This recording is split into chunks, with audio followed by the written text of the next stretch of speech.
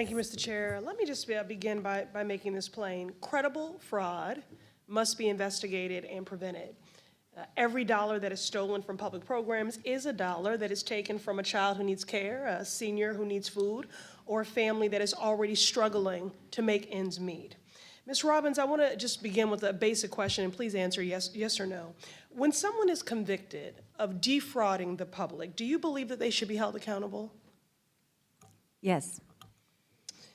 So if we're serious about fraud, then we also have to be serious about accountability. Ms. Robbins, do you mind just expounding, what does accountability look like to you? We want to prosecute everyone who's committed a crime, and we want to fire officials in the agencies that are liable for allowing the failure of internal controls. Okay, so Ms. Robbins, let me be more clear. What should happen to fraudsters who steal public dollars? They should go to jail.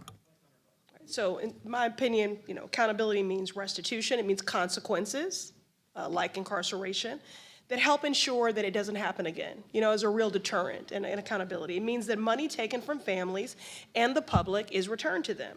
But that is not the standard that is being set by Donald Trump, who is wielding his clemency authority to allow fraudsters to escape accountability altogether. Last month, my office published a clemency report titled Trump's Clemency Gap, How Trump's Pardons Are Ignoring the People Who Need Them the Most. I ask unanimous consent to enter this into the record. Thank you. Now to the witnesses who serve in the Minnesota State Legislature on the Fraud Prevention Committee, let's walk through these pardons for fraudsters, and we all care about fraud. So Ms. Robbins, Mr. Hudson, and Ms. Rarick, Donald Trump pardoned George Santos, who defrauded voters and owed them $370,000 in restitution to victims. Raise your hand if you oppose this pardon. Thank you, Mr. Ballou. Ma'am, I would have to look at the law and the facts of the case. We cannot know the facts of all these individual cases. Don't deflect. This is a very public case. You know who George Santos is. You know exactly what he did. We just agreed that, fraud is unacceptable. And you just talked about accountability. You said if people commit fraud and exploit the public good, that they should be incarcerated. So this is not a complicated question. So I will give you all one more opportunity. Ms. Robbins, Mr. Hudson, and Ms. Rarick, raise your hand if you oppose the pardon of George Santos. Not playing this game. It's not a game. It's real life. It's not a game at all. Okay, but I will take your refusal to go on record, not only as cowardice, but that you do agree with that pardon of that fraudster. Moving on. Donald Trump also gave, and this has never been done before, presidential pardons to corporations that committed fraud. One example is the crypto company BitMEX that violated U.S. law and was fined $100 million. Now raise your hand if you oppose Trump's pardon of this crypto company. Not participating.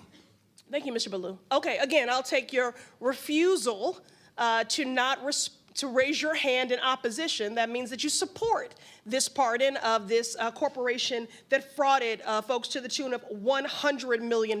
Refusal to participate is not an expression. Reclaiming my time. To participate is not an expression one way or the other. Do you know the rules of committee? This is my time. I know that I am here as a member of the public. Reclaiming my time. You are not, Mr. Chair. Mr. Chair. That's what I know. You are not in order with the rules of the committee. This is my time.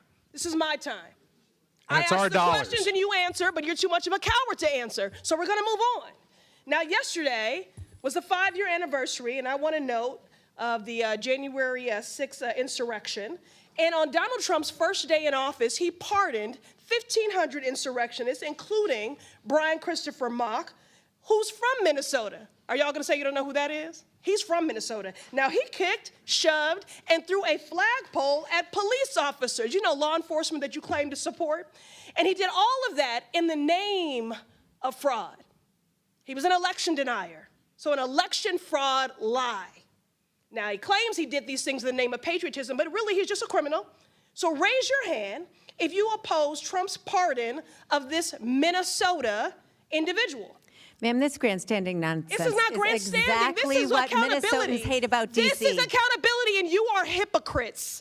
So again, I will take your Thanks for refusal to demonstrating not my opening Excuse me, statement. reclaiming Order, my decorum. time. She's off the Reclaiming rails. my time. I'm not off the rails, please. You are Enough totally with your off the tropes. rails. Nancy, Order. enough with your tropes. Give me my time back. Order, Mr. Chairman. If Republicans were serious about reclaiming by somebody who was supposed to serve me. You served me and my constituents. You have no time left. You You're don't get to overtime. accuse me of things in this You're chamber. overtime. You're out of Order. time. Reclaiming my You're out of time. time. There's no You're time out of left. time. We're done here. You're We're out of done. time. Touch in out of time. At least 10 Mr. Chair, seconds. she's out of time. Time's Restore expired. Out of order and out of time. Ms. Presley, you've You all already are very secured your unserious.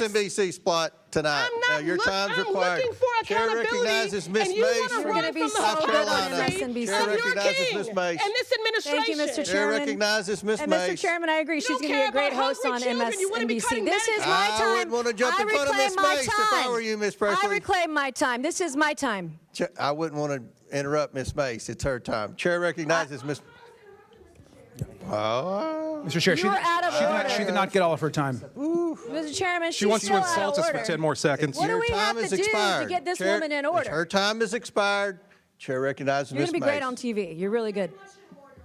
No, baby, you're not. No, baby, you're not. You are not in order. You're out of order. Goodbye. You're done. All right. Mr. Chairman, is my Chair 5 recognizes minutes. Ms. Mace, and Are we we're- good is- here? Mr. got it. Chairman, thank you. As I listen to the witnesses answer questions today, I'm struck by the truly breathtaking amount of fraud, the scope and scale perpetrated against the American people by Somalians in Minnesota, screeching Democrats, like you just heard, at our witnesses. Democrats on this committee don't want to talk about Minnesota fraud because Minnesota fraud is Democrat fraud. You're going to make a great host on MSNBC. You're going to be great. And this is a cover-up. I mean, the very definition of cover-up. And so while we're still trying to understand the scale of the fraud, it appears that the amount of fraud we are talking about could exceed the size of GDP in Somalia, the size of its economy is what we're talking about. So let that sink in, the amount of fraud we're talking about. My first question is this, Mr. Balyu, this afternoon. Should Somalians in Minnesota be required to speak English, their citizens? One, Yes or no? I'm here Should they for be the required legal- to speak English if they're American citizens? I think that question is really inappropriate. Should they? It's not inappropriate. This is the United States of America. Do you speak English? Should Americans speak English? Citizens speak English? Yes or no? Point of inquiry, is English the official language of the United States? It's a question I don't Mr. know. Chairman, I'm being That's interrupted not again a by valid another. parliamentary inquiry. I would like to Is reclaim that my a time, citizenship Mr. Chairman. requirement?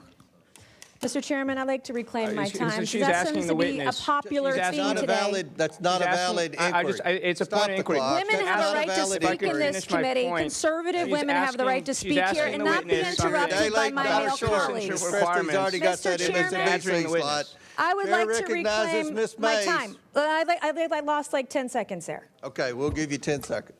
Okay, my next question is, should Somalians who committed fraud be denaturalized and deported, Mr. Balyu?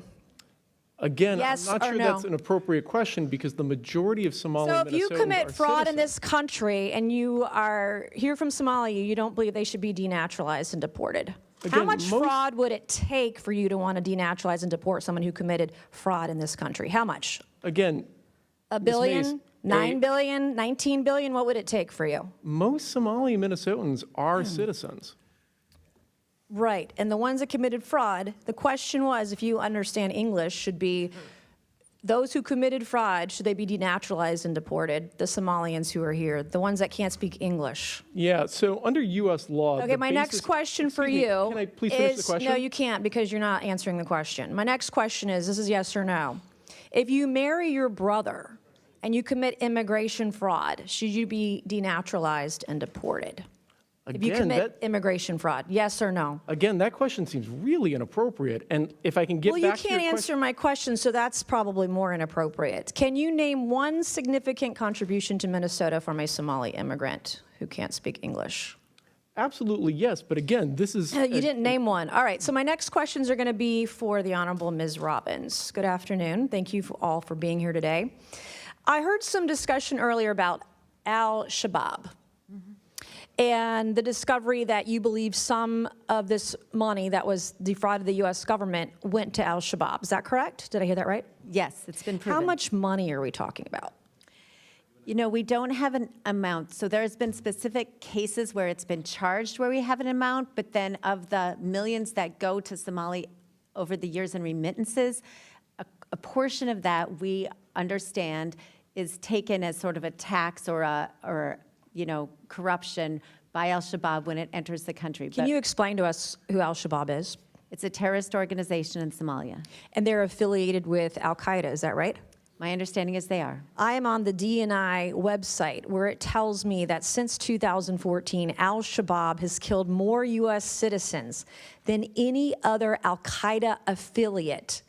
And as of 2025, al-Shabaab, this group, is al-Qaeda's wealthiest component. Can you believe that? Yes. And that American tax dollars through Minnesota, through Governor Tim Walz, who shamefully had to resign from his reelection the other day. Thank you to the young YouTuber Nick Shirley. This is the kind of thing that was happening in Minnesota. So I praise the Republicans who are here today from the Minnesota State Legislature exposing this fraud. And then, Ms. Robbins, when do you think Tim Walz became aware of the fraud?